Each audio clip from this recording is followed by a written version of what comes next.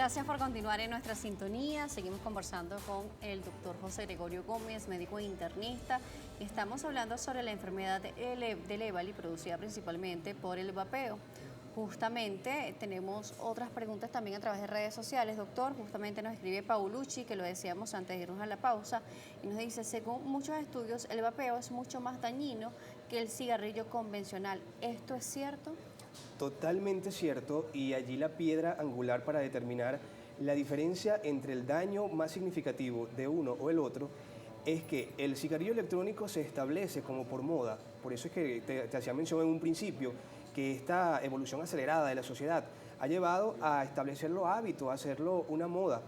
Entonces pasa a un segundo plano el pensar que por ser un dispositivo electrónico no es dañino. Y desconocemos muchas veces que, al igual que el cigarrillo combustible tradicional o convencional, puede o contiene distintas sustancias o toxinas que pueden ser totalmente malignas y dañinas a la salud. Claro, además es importante también recordar que el cigarrillo, el tabaco en sí, con todos sus compuestos, son responsables de casi todas las enfermedades o patologías en nuestro organismo y además desencadena también células cancerígenas, no solamente en pulmones. Claro, totalmente.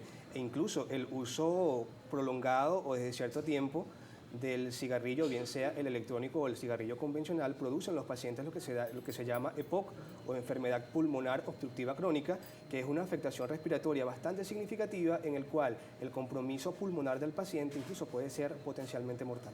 Por acá nos dice Nordel lo siguiente: ¿por qué permiten la salida y comercialización de un producto tan dañino? ¿Quién responde sobre esto? Recordamos a Nordel que lo decíamos en la parte anterior, en Venezuela está prohibido el uso y comercialización de forma legal en nuestro país. Así que esto ya está registrado en Gaceta Oficial desde el año 2023. Seguimos avanzando y queremos hablarle, doctor, o preguntarle, ¿cómo es el diagnóstico de esta patología? Ok, el diagnóstico en primera instancia es netamente clínico y aunado a ello también podemos determinar que hay distintos estudios imagenológicos, como la radiografía de tórax, en el cual podemos observar infiltrado intersticial bilateral, también la broncofibroscopia y el lavado bronquioalveolar, en el cual es donde efectivamente vamos a determinar si hay hallazgos de neumonía eosinofílica, si hay ciertos aromatizantes, que es la mayor el hallazgo más frecuente que encuentran los patólogos al momento de examinar las muestras. Por supuesto, doctor. Últimas recomendaciones.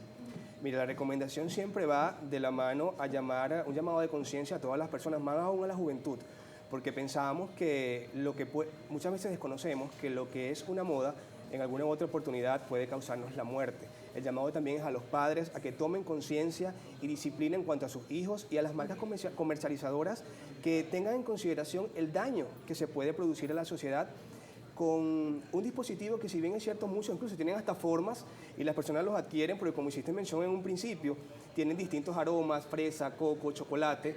Entonces las personas lo ven tan común y tan habitual en la actualidad que lamentablemente pasamos a un segundo plano lo perjudicial que puede llegar a ser para nosotros. Por supuesto, doctor. Vamos a darle también las vías de contacto. Me pueden contactar a través de Instagram como Hola Internista, es mi única red social. Importante, bueno, tener todas las informaciones y seguir las recomendaciones. Evitar el consumo de ningún tipo de sustancia, sea desde el tabaco o sobre los vapers. Algo a destacar, uno de los estudios también indican que es también parte del aceite que se coloca en el vapor, ¿no? Sí, claro, es que la lesión como tal, la lesión pulmonar que induce el vapor o el vapeo, ¿es por qué? Porque las baterías van a calentar todas esas sustancias independientemente de la que sea de elección del consumidor, y esa sustancia es la que de una u otra manera induce el daño propio en el pulmón. Entonces es allí donde hay ese mecanismo de producción donde se genera todo este proceso. Incluso los dispositivos como el narguilé utilizado por muchas culturas, por ejemplo la árabe, también puede producir, ¿no? Sí, lo que sucede con la cultura árabe y con los dispositivos que ellos utilizan es que ciertamente las sustancias que ellos de una u otra manera pueden utilizar tienen menos sustancias tóxicas o componentes tóxicos al pulmón o al organismo que los vapers, que los cigarrillos electrónicos. Así que todas estas sustancias, todos los dispositivos, sea del sabor que sea o sea de la procedencia que sea, todos son perjudiciales para nuestra respiración. Totalmente, y quizás al principio los pacientes aumentan el consumo porque no ven daño alguno, pero lo que muchas veces se desconoce, y lamentablemente muchas veces el daño que se causa se puede evitar, se puede prevenir, Es por eso, porque el paciente no ve ninguna manifestación clínica al principio, pero ¿por qué? Porque el daño se va a manifestar bien sea a mediano o a largo plazo. Y cuando ya se manifiesta, se diagnostica, lamentablemente ha estado muy avanzado.